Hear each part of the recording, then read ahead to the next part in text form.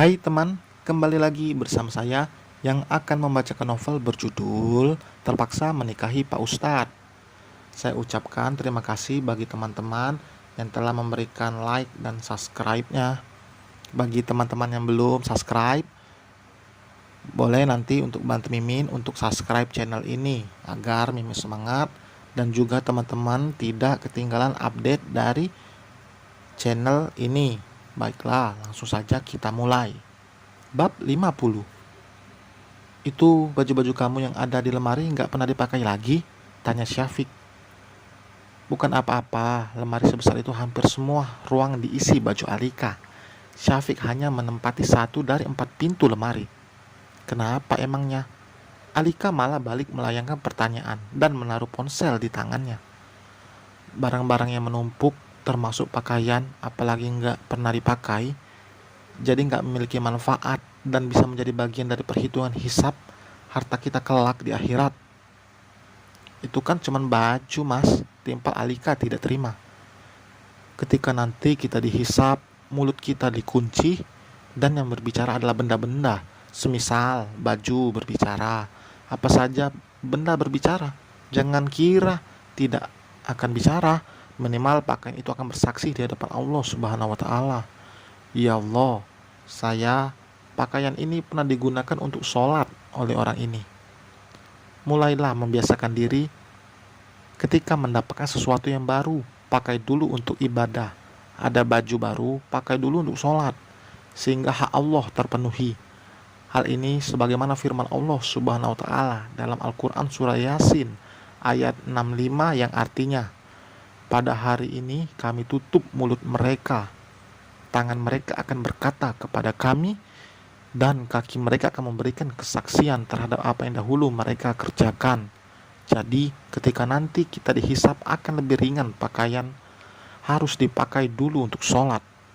Alika terlihat berpikir, ia memang suka mengoleksi baju, bahkan ada yang hanya sesekali pakai, tapi masih tersimpan rapi di lemarinya.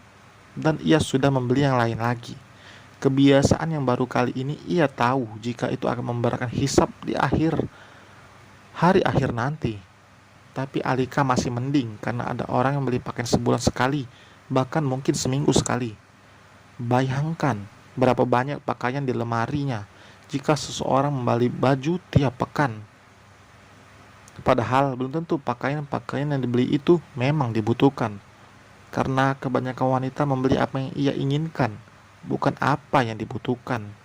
Sejatinya, Islam tidak pernah melarang kita untuk membeli apapun yang kita sukai, selama itu halal dan sesuai dengan syariat.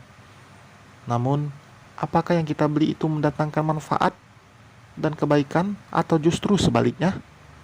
Karena itu, jangan sampai kita membelanjakan harta untuk hal-hal yang tidak membawa kebaikan dan keberkahan. Dalam Islam, kita juga diajarkan untuk tidak berperilaku tabzir, boros, menghambur-hamburkan.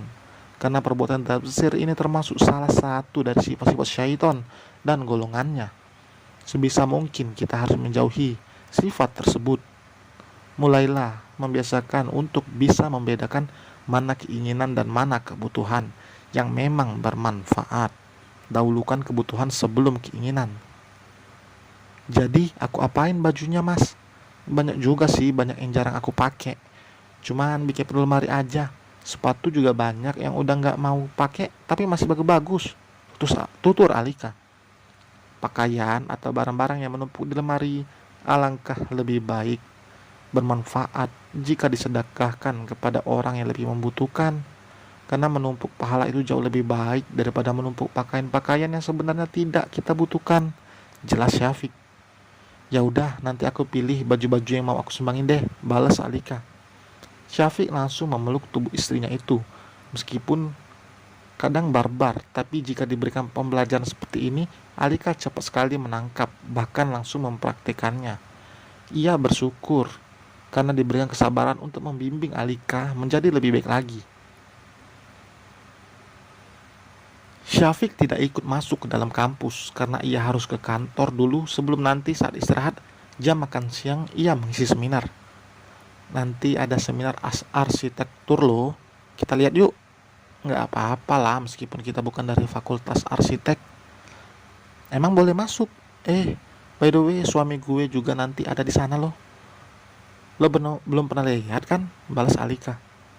Gue baru inget, lo kan pernah cerita kalau suami lo lulusan dari kampus ini juga. Berarti orang hebat nih bisa sampai menjadi pengisi seminar. Raisa melayangkan pujian.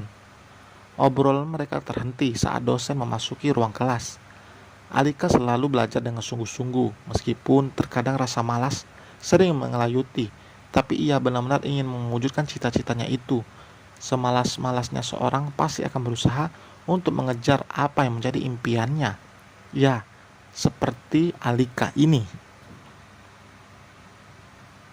Berbeda dengan Raisa, masuk ke dalam fakultas desain, tapi itu pilihan yang membuatnya bisa diterima.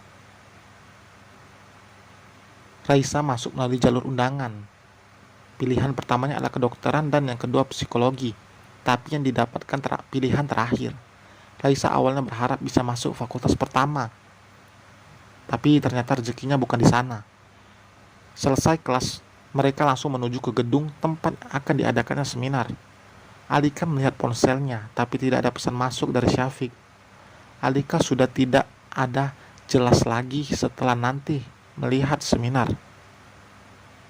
Ya, nggak bisa masuk dong kita. Alika mendesah kecewa saat sudah berada depan pintu gedung karena seminar dimulai dan khusus untuk mahasiswa arsitektur saja. Ya udah, nggak apa-apa, kita ke taman aja yuk, ngadem di sana aja ke Raisa. Emang lo nggak kerja? Tanya Alika. Hari ini gue libur, mau balik ke kosan males, nanti sendirian di sana. Ya, hitung-hitung gue nemenin lo aja di sini, jawab Raisa. Mereka memilih untuk duduk di bangku taman dekat pohon agar tidak merasa kepanasan. Apalagi siang itu matahari begitu terik. Beberapa orang yang lewat terlihat memperhatikan Alika dan berbisik-bisik. Tapi perempuan itu masih bersikap biasa, kecuali ada yang membuatnya kesal atau tersinggung. Alika pasti langsung berdiri tegak dan melawannya. Menunggu lumayan lama, sampai Alika melihat sang suami melambaikan tangan padanya. Sebelumnya sudah mengirimkan pesan pada Syafiq dan mengatakan jika ia menunggu di taman bersama dengan Raisa. Nunggu lama ya? Tanya Syafiq. Enggak, 2 jam doang, jawabnya ketus. Mas ini bukannya yang viral di TokTok itu kan? Tanya Raisa tiba-tiba. Lo lihat juga video itu? Tapi kenapa lo gak kenalin gue?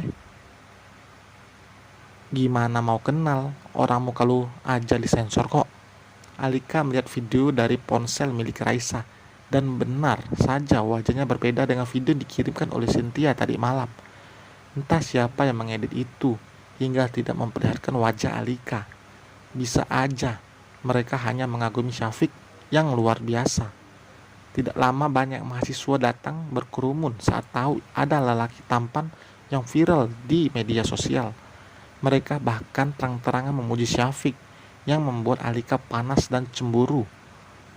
Mengerti dengan perasaan istrinya, Syafiq menggenggam tangan perempuan itu dan pergi menjauhi kerumunan.